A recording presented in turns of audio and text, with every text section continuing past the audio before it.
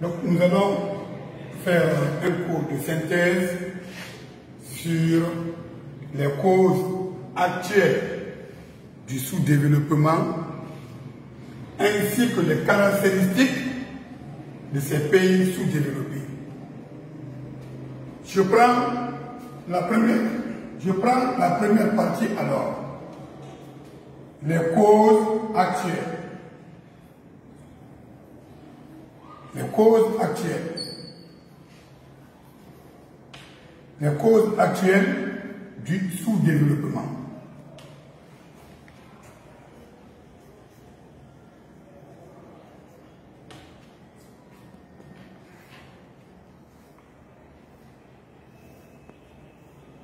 Le sous-développement, par définition, étant un pays qui ne parvient pas à couvrir ses besoins fondamentaux par son propre travail. Autrement dit, un pays est dit sous-développé lorsque son PIB ne permet pas de couvrir ou de combler les besoins fondamentaux de sa population. Je ne rentrerai pas en détail. Pourquoi certains pays sont en avance et d'autres en retard? La réponse à cette question nous plongera dans deux situations, historiques ou lointaines et actuelles. Les causes lointaines de nos jours ne font plus partie du programme. Pourquoi? Parce qu'on suppose que c'est une cicatrice. Une plaie et une cicatrice, qu'est-ce qui fait mal? À mon entendement, c'est la plaie qui fait mal. Autrement dit, les causes actuelles par rapport aux causes lointaines, laissons de côté les causes lointaines. Attelons-nous aux causes actuelles. Ces causes actuelles sont énormes et diversifiées. Donc on peut regrouper en deux selon leur origine. Nous avons d'une part les causes actuelles du sous-développement, excusez-moi, on va abréger le temps, les causes actuelles du sous-développement d'origine externe. D'origine externe. Ensuite, nous avons les causes du sous-développement d'origine interne.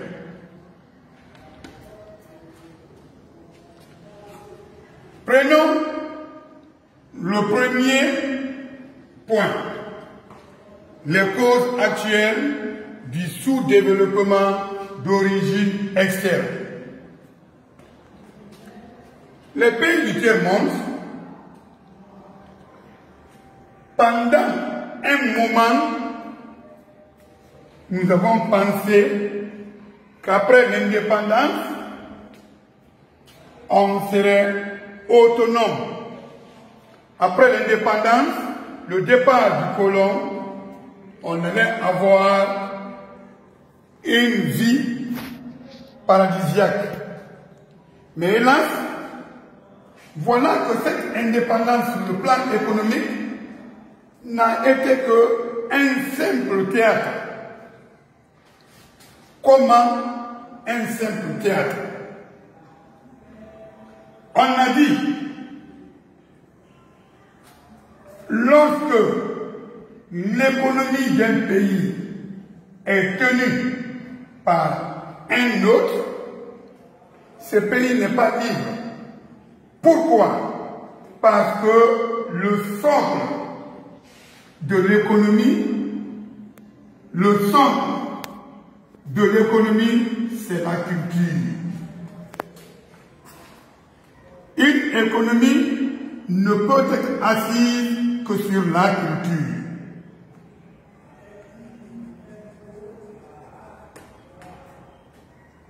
Le social, le socle du social, c'est purement l'économie et suit la politique. Donc, le colon s'est dit, pour avoir leur économie en main, on va jouer d'abord dans leur culture. Les professeurs de français auront le temps de vous illustrer comment nos cultures ont été détruites. Alors, moi, dans le cadre économique, on n'a fait que dire, laissez le mouton courir. Il ne sait pas que la fête de Tabaski approche. Donc, les causes actuelles d'origine externe se présentent sous plusieurs formes, parmi lesquelles nous avons l'échange illégal dans le commerce international. L'échange illégal dans le commerce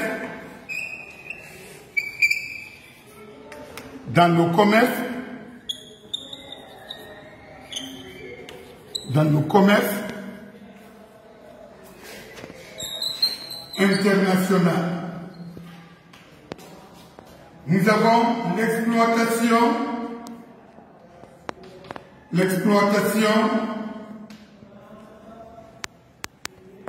financière.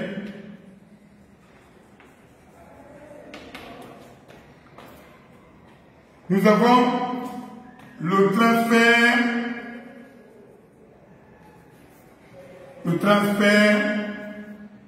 de technologie et de la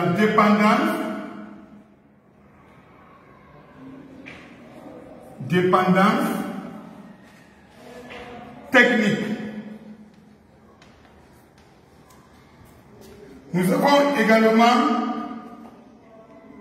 d'autres faits qui ne sont pas dans le programme, notamment l'ajustement structurel, l'endettement, qui constituent aujourd'hui des facteurs de blocage au progrès socio-économique, bref, à l'épanouissement des pays du tiers-monde. L'échange illégal. L'échange illégal, nous allons définir, ou on va décomposer la phrase même, le titre. L'échange illégal.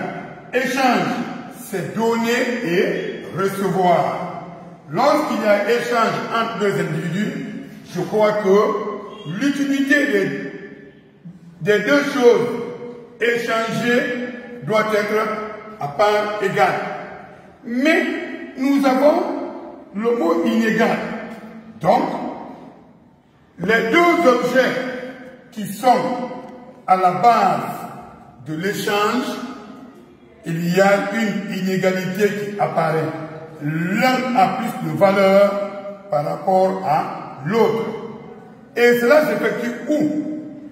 Dans le commerce international. Ce commerce international s'effectue entre ceux des pays du Sud et des pays du Nord. Je vais le faire schématiquement ici pour vite aller. Alors sur le terrain, nous avons deux groupes de pays. D'un côté, les pays du Sud, appelés les pays sous-développés. De l'autre côté, les pays du Nord, appelés pays dits développés.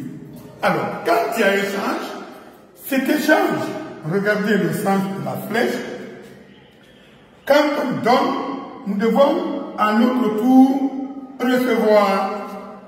Alors, pendant cet échange, qu'est-ce que nous donnons? Nous donnons au pays du Nord les produits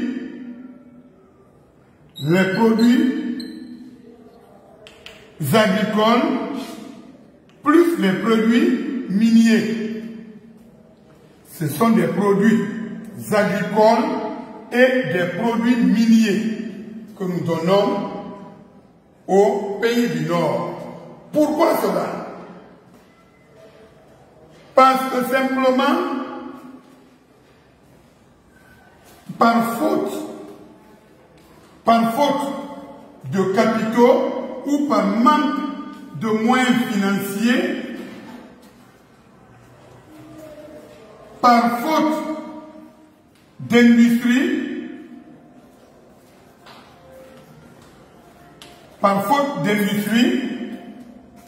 or, nous sommes tenus obligés de faire des achats où ces opérations ont lieu sur le marché mondial. Sur le marché mondial. Sur le marché mondial. Ce sont les deux principaux acteurs qui se confrontent. Alors, les pays du Sud, par manque de capitaux, par manque de moyens financiers, par manque d'industrie, et dans le besoin d'avoir des produits manufacturés, donc, sont obligés de vendre leurs produits agricoles et miniers aux pays du Nord. La direction de cette flèche indique que les pays du Sud sont ici vendeurs de ces produits.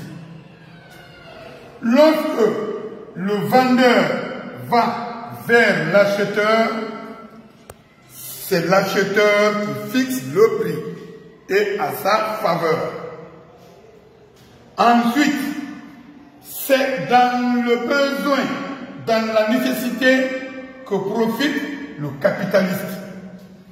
Ils vont fixer alors un prix largement inférieur à la valeur de ces produits agricoles et miniers. Ainsi, cette exploitation est marquée par la baisse de prix considérable, autrement dit, un prix faible en faveur de l'acheteur qui n'est rien d'autre que les pays occidentaux ou les pays du Nord. Au retour, qu'est-ce que nous recevons d'eux? Nous recevons d'eux des produits manufacturés. Des produits manufacturés. Ce sont des produits qui ont subi une transformation au niveau de l'industrie. Alors, nous avons vendu nos produits pour obtenir quoi? Pour obtenir de la devise nécessaire pour effectuer les achats sur le marché mondial. La deuxième flèche indique ce que nous recevons des pays du Nord. Alors, dans ce cas, nous sommes qui? Si au niveau de la première flèche, nous sommes vendeurs, la deuxième flèche, nous sommes maintenant acheteurs. Acheteurs de quoi? De produits manufacturés. Dans ce cas, nous sommes acheteurs. Lorsque l'acheteur va vers le vendeur, le prix est souvent fixé ou déterminé par le vendeur. Ainsi, les prix fixés, les prix des produits manufacturés fixés par les pays occidentaux est souvent à un prix très élevé. Très élevé. Regardez, ça c'est exportation. Ici, c'est à l'importation. Lorsque nous faisons une simple comparaison ici, regardez, prix à l'exportation faible, prix à l'importation élevé. Cette situation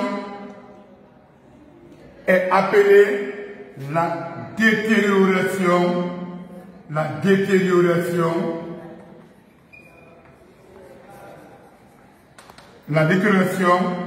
des termes de l'échange. Les termes de l'échange. Par définition, la détérioration des termes de l'échange est la disproportion entre la valeur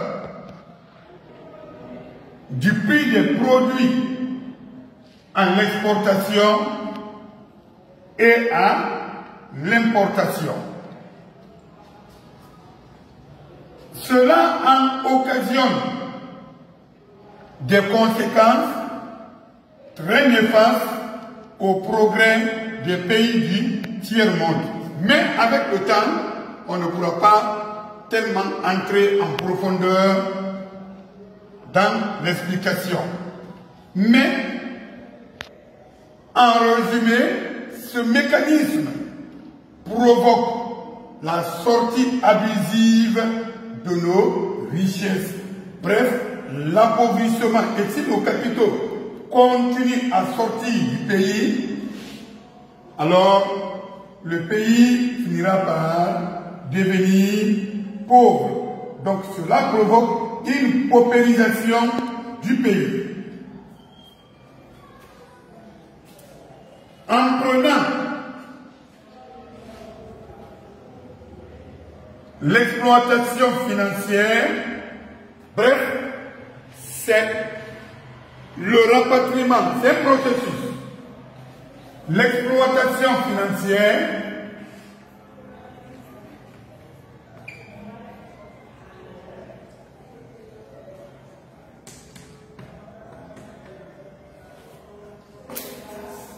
est un processus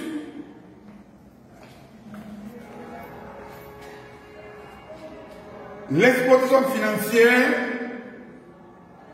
c'est un processus de rapatriement des capitaux obtenus dans les pays du Sud vers les pays du Nord. Donc nous avons encore le Sud ici et nous avons le Nord. C'est tout mécanisme mis sur le terrain dans les pays du tiers-monde qui favorise le rapatriement des capitaux obtenus dans les pays du Sud vers les pays du Nord. À travers quoi? À travers ce que nous appelons les moyens de paiement tout court, à travers les banques. Donc, c'est un processus de rapatriement des capitaux obtenus dans les pays du Sud vers les pays du Nord à travers les moyens de paiement qu'on a appelés les banques. Le processus ou le mécanisme est un peu vaste. Mais lorsque nous prenons ce processus ou ce mécanisme dans les pays du tiers-monde, avec l'ajustement structurel des années 80-90, sur le plan économique, on a dit que l'État doit se désengager. D'abord, l'État doit privatiser les unités industrielles. L'État doit privatiser, la libéralisation. Ensuite, l'État doit passer par voies et moyens, non seulement privatiser les unités industrielles, mais l'État n'est pas ici en quelque sorte pour jouer le rôle des privés. Alors, avec ce libéralisme utopique, aujourd'hui, prenons le cas simple de la Guinée. La seule banque qui nous appartient, c'est la BCRG. La BCRG. C'est la seule banque qui appartient au pays. Tout le reste appartient aux étrangers. Donc, qui viennent dans les pays du Sud, ils investissent. Et dans cet investissement, vous allez voir que les moyens de production et les moyens de paiement qui ne sont rien d'autre que les banques sont détenus par des étrangers qui produisent et vendent à la population sur place. Le résultat de la vente est souvent échangé en devises pour être versé dans une banque proche de leur pays ou une banque qui est représentée dans leur pays d'origine. Après la vente, la monnaie locale est souvent échangée en devises. Et quand vous allez dans ces banques, il y a souvent deux guichets. On va vous dire, Guinée, nouveau franc, c'est le guichet, et le deuxième guichet, on vous dit devise. Ils vont ouvrir un compte en devise. Après 22-3 jours, on fait l'échange en devise. Et ils vont directement verser le résultat obtenu, la vente, dans leur compte en devise. Pour rapatrier ce résultat, il suffit de prendre un petit chèque, aller dans ton pays d'origine, tu te présentes devant la banque mère. De nos jours, avec la modernisation de l'informatique, tu te présentes devant n'importe quelle banque, on peut vérifier la souche de ton chèque, le montant que tu as besoin en fonction de ce que tu as dans le compte, on te remet. Et ça reste entre banque et banque. Ce montant est obtenu où? Il n'est pas obtenu dans leur pays d'origine. Il est obtenu dans le pays du Sud. Si ce procédé continue, on va vers une paupérisation à grande vitesse. Quand vous prenez aujourd'hui le port de beaucoup de pays, de près de 16 pays, or nous connaissons l'impact du port sur le développement, sur la vie socio-économique de la population du Sud. Lorsque ce port, ce poumon économique, ce centre névralgique économique qui est le port, est détenu par l'extérieur, étant pays importateur, il va de soi que les conséquences seront incalculables. Nous allons de cette manière vers une paupérisation à grande échelle. Donc, bref, que ce soit l'échange illégal, l'exploitation financière, le transfert de la technologie et de la dépendance technique, et d'autres moyens encore qui ne sont pas dans le programme, le tout concourt à quoi? Le tout concourt à rendre les pays sous-développés, plus pauvres encore. Ça contribue à rendre les pays du tiers-monde dépendants sur le plan économique. Et lorsque un pays dépend économiquement d'un autre pays, il va de soi que la dépendance politique va suivre. Nous avons vu ce qui s'est passé tout près de chez nous, au Libéria. Toute la sous-région s'est mobilisée pendant 5 ans, près de 10 ans, pour chasser M. Charles Taylor. Il n'a pas quitté. Puisque le Libéria dépend économiquement en grande partie des États-Unis, une simple allocution non préparée de George Bush a fait quitter Charles Taylor au pouvoir. Pourquoi? Parce que économiquement, le Libéria dépend des États-Unis et politiquement, ça va suivre. Donc, qu'est-ce qu'il faut pour éradiquer tous ces fléaux? Pour éradiquer ces fléaux, d'abord, nous devons faire une prise de conscience. Une prise de conscience. Tant qu'on n'est pas conscient de notre état, on ne parlera même pas de perspective. Car si tu sais que tu ne sais pas, tu vas chercher à savoir. Mais tu ne sais même pas que tu ne sais pas, c'est que tu es dans une ignorance qui ne dit pas son nom. Donc, pour toute perspective, il faudrait que nous soyons conscients, que nous prenions conscience et de manière collective.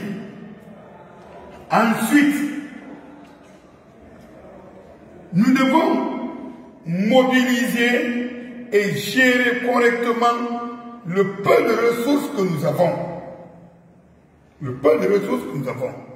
Car la gestion, elle est profonde, mais elle peut nous permettre de cadrer et accroître toutes nos ressources. Ensuite, à travers la gestion, nous devons investir dans les secteurs porteurs de croissance économique. Toute activité qui n'apporte pas un de plus est une activité à bannir. Car nous devons chercher une économie d'échelle. Ensuite, pour freiner l'ensemble de ces fléaux, partons-nous pour que le nouvel ordre économique soit appliqué. Les principes du nouvel ordre économique que nous avons ratifiés entre beaucoup de pays du Sud et ceux du Nord soient respectés, dans lequel où l'un des objectifs est chaque pays est disposé, chaque pays dispose de ses ressources naturelles et est libre d'en fixer le prix. Alors, quand chaque pays est libre de fixer le prix de ses propres produits, de ses ressources naturelles, je crois que l'inégalité qui est là ne va pas apparaître. Ensuite, le nouvel ordre économique, le deuxième principe,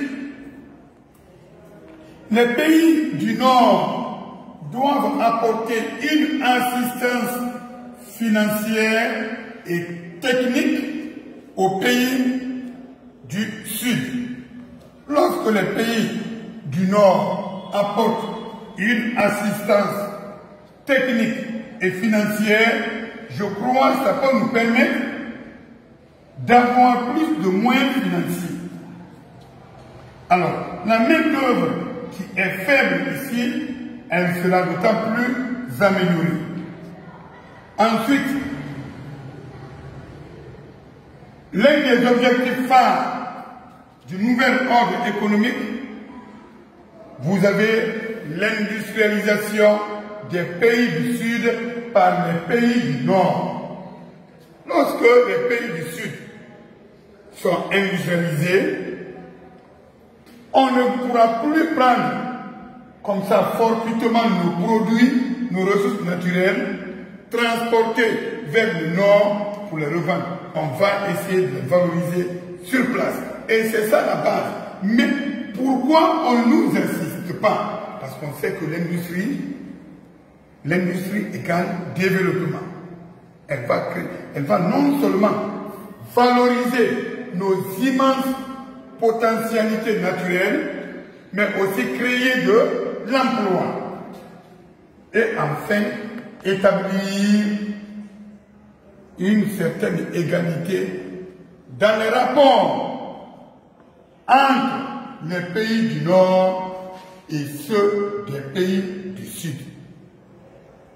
Lorsque ça s'est appliqué, ça pourra mettre fin à l'échange inégal, à l'exploitation financière, au transfert de la technologie et de la dépendance technique surtout, qui constituent aujourd'hui des moyens, des facteurs de paupérisation des pays du tiers-monde.